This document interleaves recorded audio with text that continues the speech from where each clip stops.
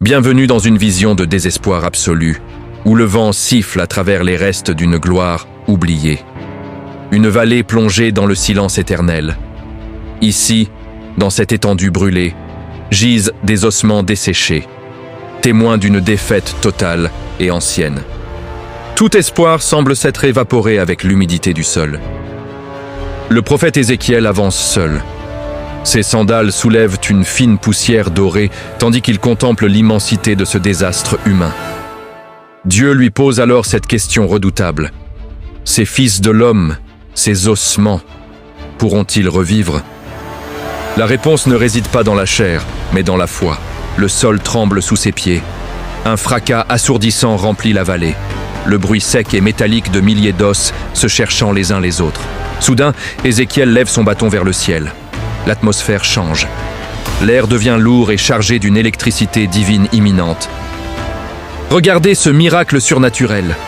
Les squelettes s'assemblent, chaque articulation retrouvant sa place dans un ballet de cliquetis orchestré par la puissance de Dieu. Mais la structure ne suffit pas. Une force invisible commence à tisser des nerfs et des muscles sur ces charpentes de calcaire.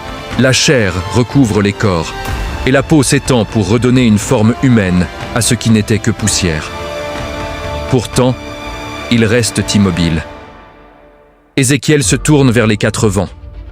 Il appelle le souffle de vie à venir des horizons les plus lointains pour animer ces formes mortes. Une tempête de lumière descend des cieux.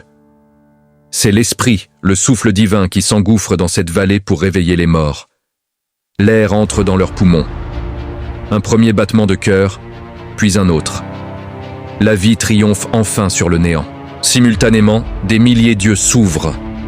Ce n'est plus une pile d'os, c'est une armée. Une armée immense et glorieuse qui se lève. Ils se tiennent debout, revêtus de lumière, transformés par la grâce divine. Le désespoir a laissé place à une force invincible. La vallée de la mort est devenue le campement du Dieu vivant. Là où régnait la faim, brille désormais un nouveau commencement. Que cette vision vous rappelle que rien n'est jamais trop sec pour être ravivé par la main de Dieu. Votre espoir peut renaître aujourd'hui. Abonnez-vous pour plus de sagesse biblique.